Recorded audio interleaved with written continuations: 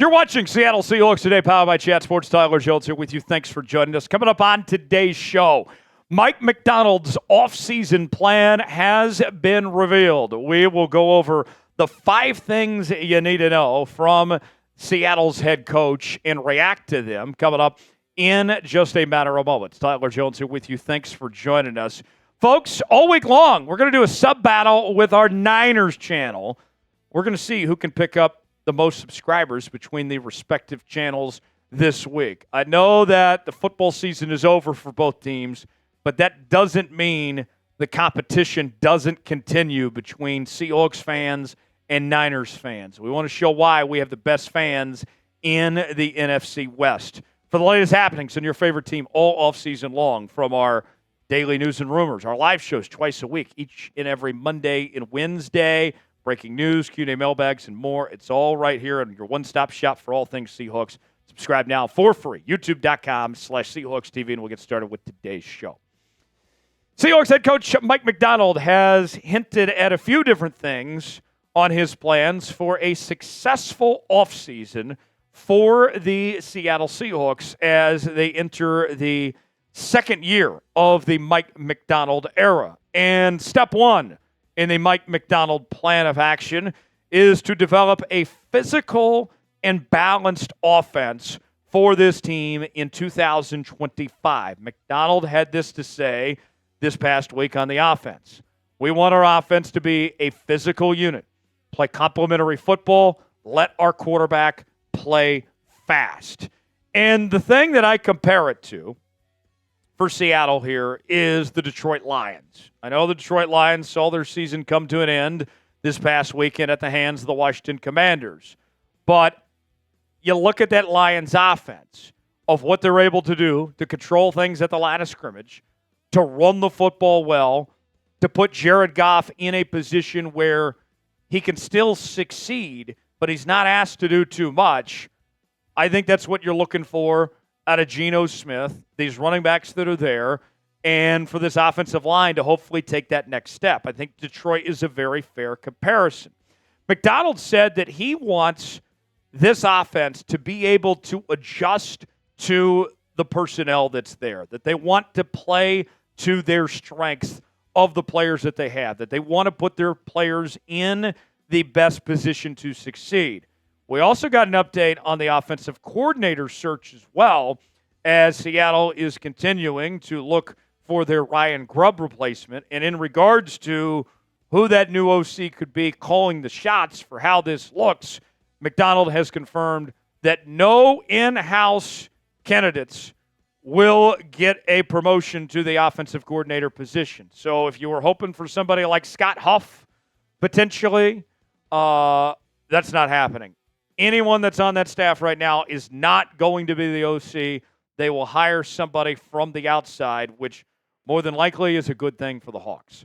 What's the biggest issue the Seahawks need to address this offseason?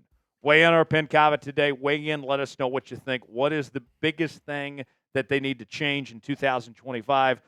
Chime in and let us know. Today's show is sponsored by Game Time. Game Time is the place to go for the best seats, the lowest prices guaranteed. Whether you're looking for tickets to sporting events, concerts, theater productions, comedy shows, and more, Game Time's got you covered, including tickets to the NFL playoffs. And I got to tell you, I love NFL playoff action. I got the opportunity to take my dad to an NFL playoff game a couple of years ago. Maybe you want to go to one of these conference championships. Maybe you want to go to the big game here in a few weeks. Maybe you just want to go to a game in Seattle and go see the Kraken. We got you covered in any way, shape, or form. You choose the event you want to go to. They got the prices listed. You choose your seat, see if you like that seat or not, and then you're checking out on Game Time with Apple Pay, Google Pay, Venmo, all major credit card providers. Game Time is a new feature called Game Time Picks that makes getting tickets for events even easier. Game Time Picks filters out the fluff to show you only incredible deals and great seats, so you don't have to waste time searching through thousands of tickets to find the best value. They have their super deals. If you see a super deal, that's a deal you don't want to pass up on. They also have their customize your spot feature and their seat views, so you can use that 3D effect to see if you like that seat or not. And with Game Time, they offer the lowest price guaranteed. Game Time will credit you 110% off the difference if you find a better price elsewhere. Your tickets are guaranteed to be delivered on time, and your purchase is covered with the most flexible customer service policy in the ticketing industry. Download the Game Time app, create an account, and use code ChatSports, $20 off your first purchase. Terms apply. Again, create an account and redeem code CHATSPORTS for $20 off. Download Game Time today. Last-minute tickets, lowest prices guaranteed. The link is in the comments and the description of today's video. Game Time, proud partner of Seahawks Today.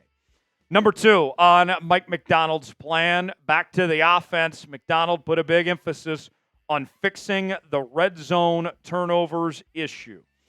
And one thing that Macdonald pointed to was, although a lot of attention has been focused on Geno Smith with the interceptions that he threw in the red zone this past year, Macdonald said everyone's at fault. The coaching staff, the players, that everyone is guilty for the lack of success that we saw from Seattle in the red zone and with the mistakes they made turning over the football. And one of the things Macdonald pointed to was he said that the coaching staff did not put their guys in the right spot to succeed, did not capitalize on those opportunities. And when I look at it, it's a systemic failure for this Seahawks team.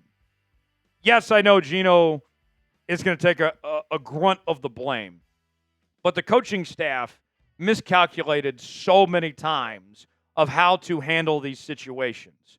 And this stat's not going to surprise you, but Geno led the NFL in red zone interceptions this past season with 5 interceptions thrown, and that's just got to change. They cannot have that happen. Look, I know it's not sexy to settle for 3 points, but how many times could we have pointed to this year where if Seattle would have just taken 3 instead of forcing a turnover, how much better off they would have been and how that could have been the difference in the win and loss column. Too many games decided by those red zone turnovers. That's got to be cleaned up with this next team in 2025. Number 3, let's talk special teams now.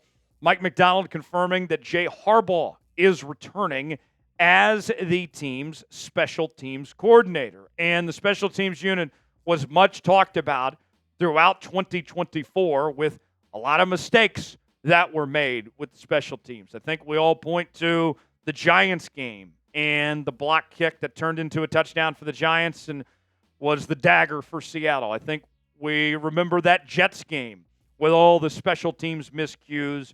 And this was an ongoing trend that happened time and time again. Harbaugh, though, has the full backing of Mike Macdonald.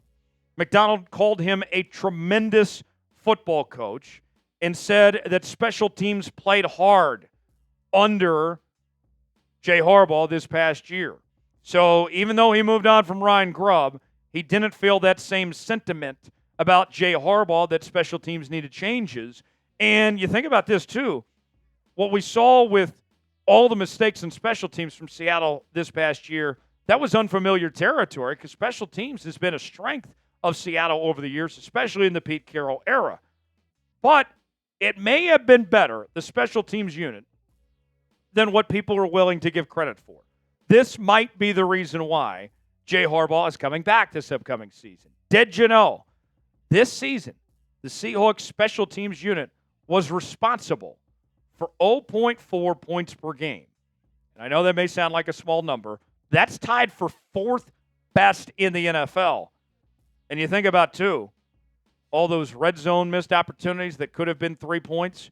You left points on the board potentially for the special teams unit to capitalize on. So for as much that's been made about Jay Harbaugh and a lot of people calling for his job, he's got the full support of Mike Macdonald, and they're moving forward from here.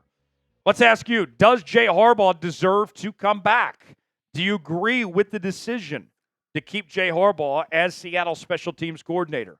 Weigh in, let us know. Type Y for yes, in for no, if Jay Harbaugh deserves to come back or not.